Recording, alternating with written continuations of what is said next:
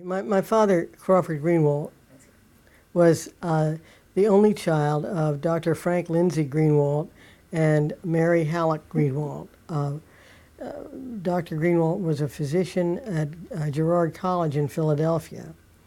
And my father grew up there most of his young life. Went to a German school run by, it was a preschool, what we would call a preschool, run by German monks when he was a child, and he says he spoke German before he spoke English. But when he was grown up, he could do some German, but he couldn't speak it. And went to Penn Charter School in Philadelphia, and then MIT, where he got a Bachelor of Science in Chemical Engineering. Then he went to work for the DuPont Company. This is my grandfather, Dr. Frank Lindsay Greenewalt, a wonderful man. He grew up around Carlisle, Pennsylvania, actually Fayetteville, Pennsylvania, and loved farming and the farming people out there. He and his brother both were physicians.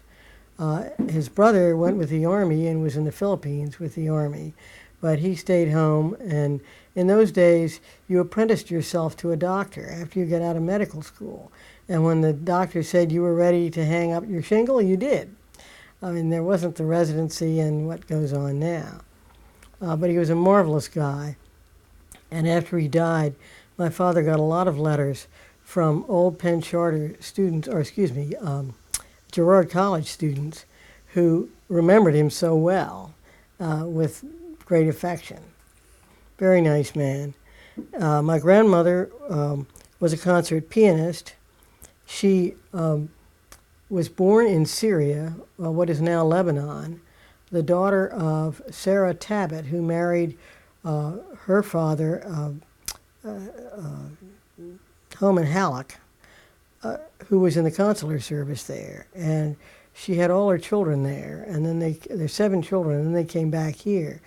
When she married my great-grandfather, she was 1 month short of her 15th birthday. When she produced my grandmother, her first child, she was 1 month short of her 16th birthday. But she was one of a large family. My father went back to Syria with his mother to meet some of the family there when he was about 20.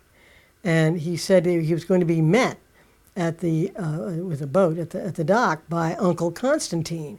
And he envisaged someone with a turban, very swarthy and whatnot. Well, Uncle Constantine was blonde and blue-eyed, and as Daddy said, spoke better English than he did. But it was a very erudite family, and I think he enjoyed it there. But it was quite different. Oh, Margaretta, my mother, yes, was the second of actually 10 children, 8 of whom survived, and the last one was a boy. So they were all girls playing together. Should I repeat what I've... That's all right. We can splice that in. There's a story about a guinea pig. I don't know if I should tell it, about when children were visiting. My mother and her sisters had guinea pigs. Everybody had a guinea pig, and they would sit down on the floor to play with them, and they would sit in a circle with their legs sticking out almost at right angles and their feet touching. And they put the guinea pigs in the circle, and they were stuck like in a corral, and play with them. And they had a visiting friend who joined the circle, and someone came into the room and frightened the very largest guinea pig, and a boar, they call it a boar guinea pig. And guinea pigs like dark places, and that's where they go to if there's anything wrong. So this guinea pig rushed up the skirts of the visiting child and right up her bloomers, and she let out a shriek and stood up, and the guinea pig was hanging in the crotch of the bloomers, and she was screaming, and of course the other girls were roaring on the floor. But I'm not sure I'd like to have been a visitor in that house. That's very funny. why don't you talk about Irénée, that say he was the youngest, and then we'll show that picture of him when he was in 1949. My uncle, Irénée Jr., was the only boy and the 10th child in that family. And I think he really did not grow up with his sisters. He grew up with one of his mother's brothers had 6 sons. And he really grew up with them. And they played with motorcycles and engines and airplanes, and were always taking things apart in the middle of the living room and dripping oil all over the floor. And I think he reveled in that, and that's really where he got his companionship. But it must have been lonely to be the only boy in that family. The picture of my parents in the garden with a bunch of their friends. The garden was the garden of the second house that they owned, which they moved into from a little half house in the same, what we would call a development now, but nobody called it that in those days. And they moved into a larger house when I was born. And they're in the garden of this house with friends with whom they did a great many activities, picnics and parties, and they made a home movie with most of the people in that photograph, in which it's a silly murder mystery in which the butler did it. And one of the men in the picture was the butler, and managed to fall off a cliff and break his neck in the end. But it was a lot of fun. I think they enjoyed each other very much. Did he die, or is that just the movie? Well, falling off the cliff and breaking his neck. Oh yes, the last picture in the movie, the last shot is of him lying all crumpled up at the bottom of the cliff. I'm still trying to figure out where the cliff is. Most of it was shot in the house that they lived in. But that's fun. That isn't the scrambled eggs one? No. That's Prince Charlie's Dirk. Oh, so we can show that. Yeah. Oh, that's terrific. Well, yeah, if you get it back to me. Oh yeah. Absolutely. Oh, that's amazing. That would be fun. And your dad would be what part? No, my father was not in that one. He's not. Oh, he just because shot he it. Was the cameraman. Oh. There's a very brief shot of my mother, who was the secretary to the lawyer, who comes out to draw up the new will, on account of which the old lady is murdered with Prince Charlie's Dirk by the butler, who got cut out of the will. This is good. Interesting. Now, tell us about the scrambled eggs. Oh, A Scramble of Eggs is a movie made by a group of slightly younger cousins than my mother. They called themselves the Paddle a Meow Company. The letters being made up of the first letters of the names of all the people who were in the group. And W. Laird, Chick Laird, was the instigator of the whole thing, and I think wrote most of the script. And the very first one is called A Scramble of Eggs. My father, Crawford, features as the villain, complete with top hat and gnashing teeth when he's been frustrated and all the rest of that. My mother does not appear in the movie, but a whole bunch of other people do, and it's full of excitement. An electric car gets pushed over a cliff at the end of it. There's no one in it, but there's supposed to be someone in it in the movie. Goodness. Talking about cars, do you remember well, you probably weren't even born yet, so you wouldn't know this car. I think I've mentioned that Irénée describes. He said he drove a Model T Ford with a hole in the roof. No, I do not remember the Model T. For good reason. I wasn't there. Maybe they pushed it over the cliff or something. Let's see. We talked about the parents. How about those pictures? What about his working at home, that one photo? One to describe. Oh, yes, the photo of my father in the armchair with his feet up on the footstool. And to me, this is a very evocative photo because every weeknight, he brought work home, reports to read, things to do. And he sat in that chair with a pile of things on the table and his briefcase next to him and did his homework every night. And I remember him so well. So it's the same chair. It got recovered every now and then, but it was still the same chair and the same footstool. That's great. Let's see now. What other photos do we have? We've got the Urineys and sisters. Oh, they're playing the violin. Did you mention that your mother played the violin and your father clarinet? No, my mother played the violin from the time she was quite young. Every kid in that family played something. And she played violin, and when she and my father married, my father, I believe, played the clarinet, and she got him a special clarinet in the right key to play with her violin. Now, I don't understand how that works, but ask a orchestral musician and they could tell you.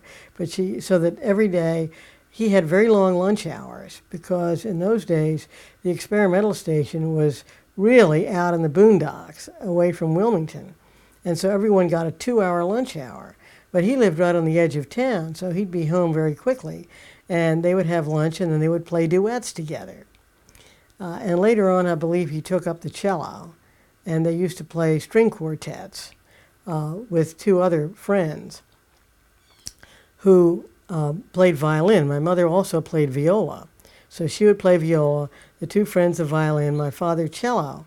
And I owe my entrance into this world to a bad string quartet, because one night they were playing together, and apparently the 2 other people, the man could do anything with his fingers, but his ear was lousy.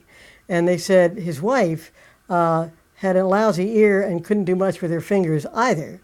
So they were always messing things up. And this night they got to hysterical giggles over all the mistakes they were making. They laughed and laughed and laughed. And later that night, I began to make my appearance. So, brought into the world by a bad string quartet. That's good. Oh, that's a good story. You've told us a wonderful story about the purple witch last time.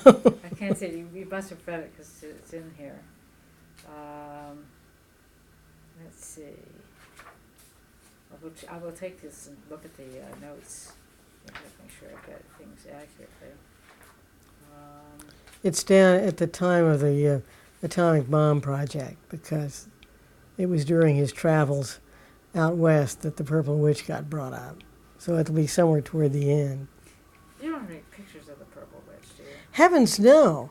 The Purple Witch was a construct of my father's imagination, and it was up to your imagination to think what she really looked like. All he would say was that she was a purple witch, and her name was Binnaby. And she really was a gremlin, brought up to explain all the problems he had traveling back and forth across the country to Hanford and Richland for the atomic bomb project. And the trains ran very undependably, and there was always something happening. It was the middle of the war, and everything was going overseas. So there was always some horrible occurrence with the train. And then he would tell us all about it when he got home, and he would say, well, I was on my way back from Chicago, thought everything was fine, but as the train rounded a curve, I looked ahead and I could see the engine, and guess who was sitting on the engine? Binnaby. I knew we were in for trouble. And sure enough, there was a breakdown or something. That's great. How old were you when he told you these stories? Oh, let's see, 42, 43, 44. I would have been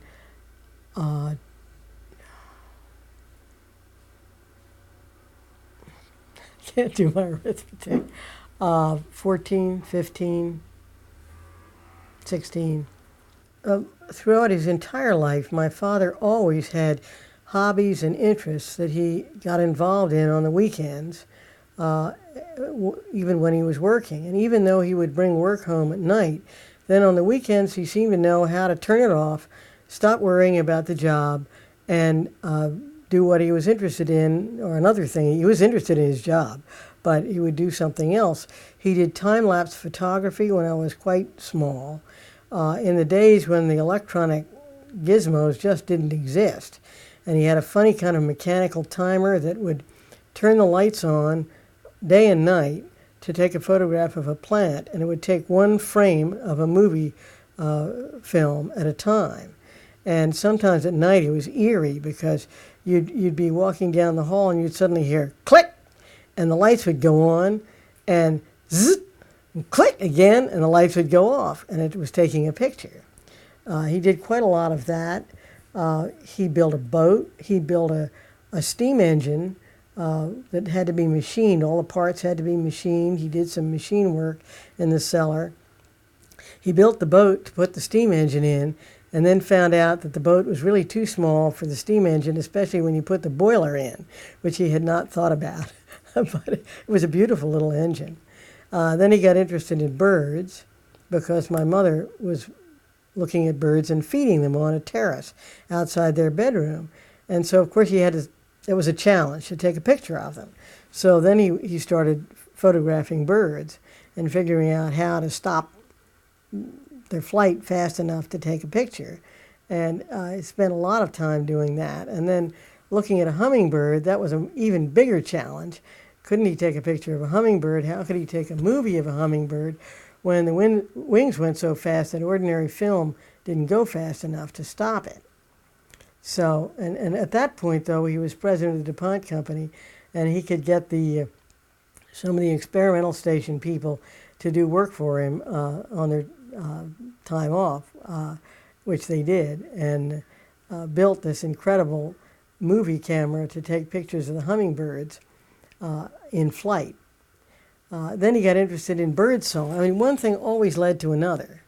He would work with one set of gizmos, and then that would lead to something else. And so he got interested in bird song and wondered how they did it and how they made that noise. And the fact that if you take a flute or any wind instrument, you have to have a given length to produce a given note. If you want to go lower, it has to be longer. But nothing in the bird is long enough to make the notes that they give out. So he got interested in how they did it and got into sound recording and how to take apart the sound with an oscilloscope, and then wrote a monograph on that, which I think the Smithsonian published. Amazing. So how much of this interest did he try to explain or impart to you as children? He would explain anything if you asked him, and he was extremely good at explaining things. He understood where the person was in their knowledge, so that he didn't just snow them with things they couldn't possibly pick up on. He would start where he thought you were starting and explain things very clearly that way. He just had a gift for it. I'll never forget one time when he had shown some of his hummingbird pictures to the volunteer guides at the Nature Society, where I was a guide, and one of them asked him how much a hummingbird weighed. And instead of saying it in grams, which wouldn't mean anything, he said, a dime. And immediately everybody knew how much a hummingbird weighed. I mean, he was just very good at that. He would start at the beginning for the person that he was talking to and make it very clear. That's great. Let's see. One of the things that Dick Hackert talked about was what a humble person he was. Despite all his huge accomplishments, it never kind of puffed up his head to make him think that he was...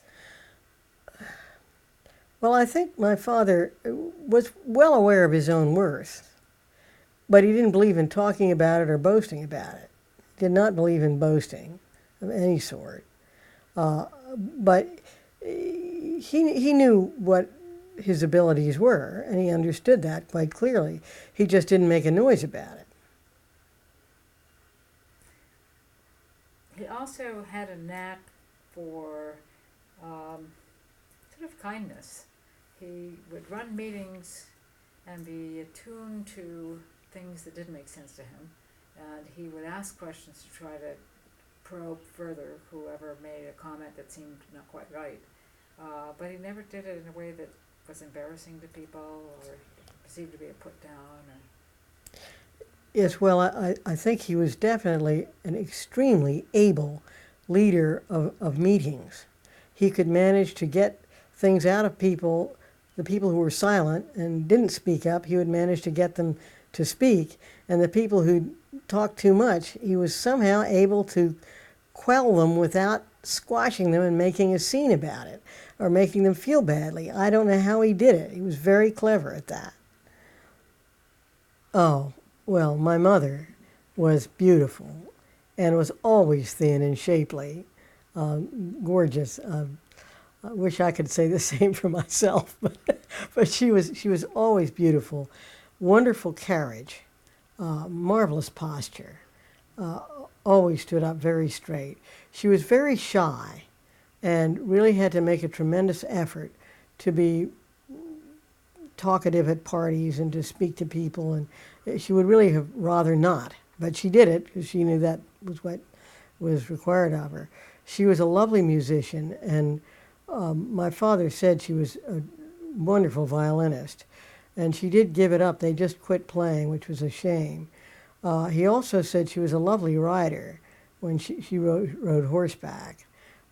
She had a light touch on the reins and very sensitive person, very perceptive. She was really a spectator, an observer of life, and very keen observer, and was not fooled by people's shenanigans, but amused by them and saw what was going on with no trouble at all. Very amusing person, which she shared with my brother David, who was very much the same way. Both very sharp, very clear-headed about other people, but they didn't talk a lot about it, and they were both quite quiet. so are you and Crawford Jr. more like your dad then?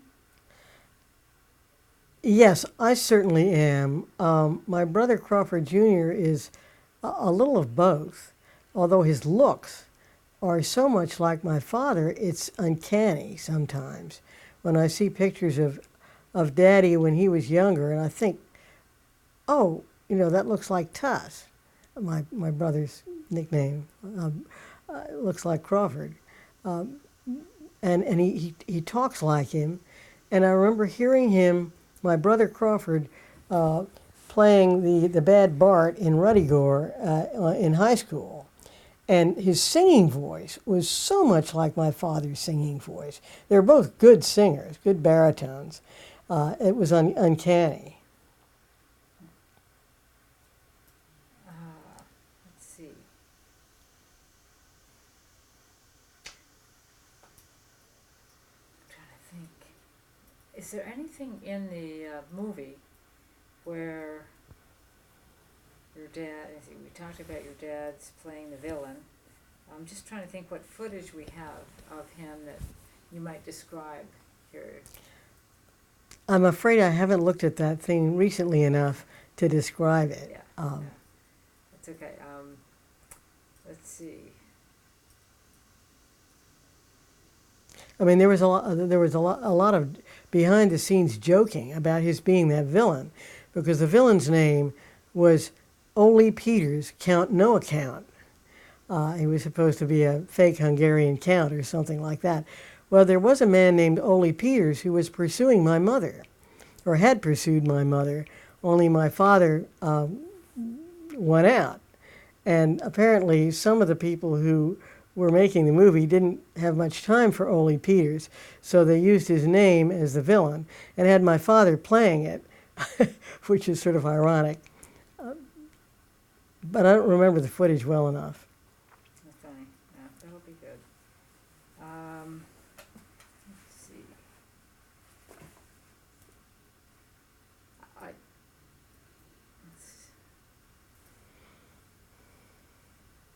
your father talk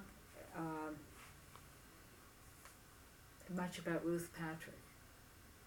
Oh yes, he knew her and was very He knew Ruth admiring of her, and she's admired him also. She was a marvelous woman. She is a marvelous woman. Can you? Ruth Patrick of the Academy of Natural Sciences in Philadelphia was a friend of my father. My father admired her. She admired him, and she was really the mother of freshwater stream study. Her specialty is diatoms, but she realized that when streams got polluted or something went wrong, if you looked at the microscopic and macroscopic creatures in the stream, you could tell there was a problem by what was missing.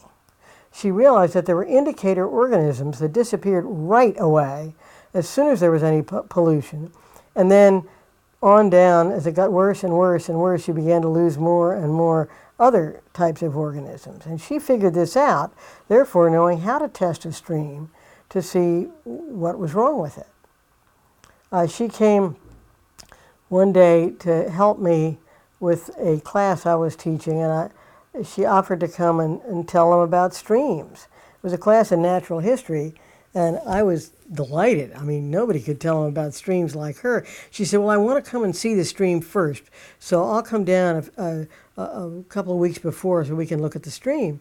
And we went down to the stream, and she put her hip boots on, and she put one boot in the stream. She reached down and picked up one rock from the bottom of the stream, turned it over, looked at it, and said, oh, well, this is a pretty healthy stream. But there is a little pollution upstream. It's probably cattle, or it might be a little bit of escaped sewage. Amazing woman. Great. How about William Golden? Now, I didn't really know William Golden. I met him, and that's all. When I think they went down to see the new telescope in Chile, William Golden went with them. And my son-in-law was going to go, and then my daughter produced a child rather earlier than expected, so he couldn't go. So my son went instead. And he was really entranced with William Golden, thought he was a marvelous guy, and talked about him a lot when he came back. We're interviewing him next week. Oh, good. Yes, yeah, no, I'm really pleased. Let's see. Got Dick Hanford. We talked about him. Did we talk about him on camera?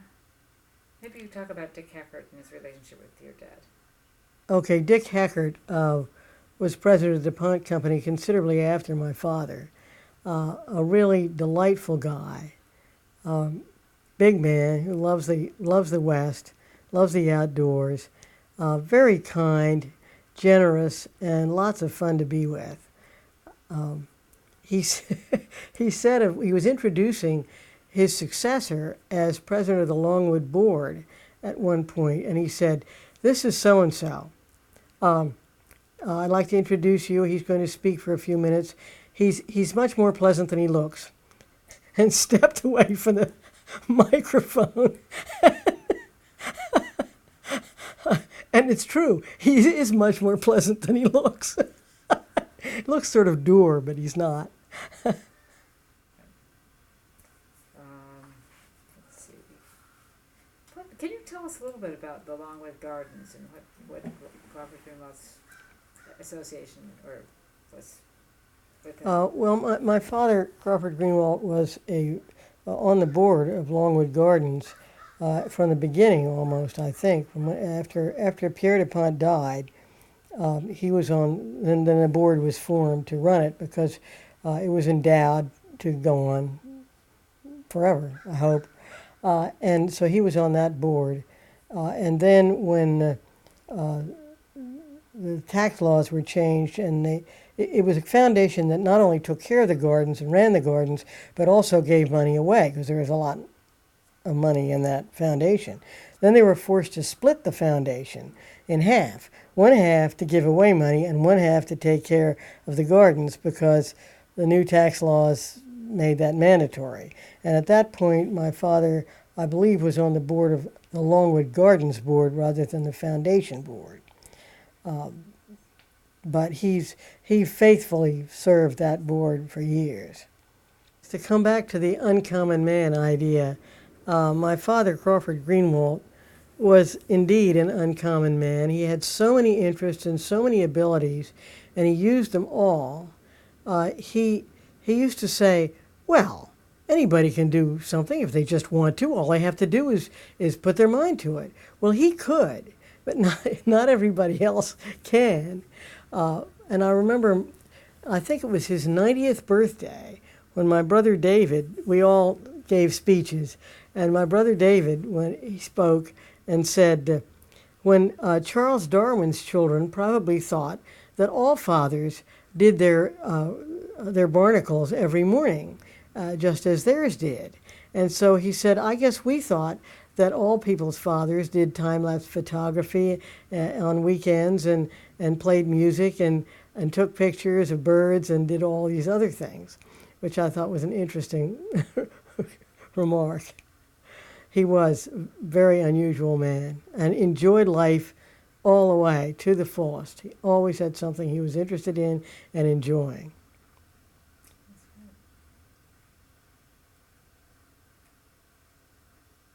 It really, I mean, the fact that he was able to carve out time for his own interests and pursue his personal interests, as you said before, it wasn't that he was disinterested in his job. He liked his job. Yeah, he was interested in his job. It's interesting that he did. He really loved it. But I've often thought whatever he did, he would have gone at it the same way.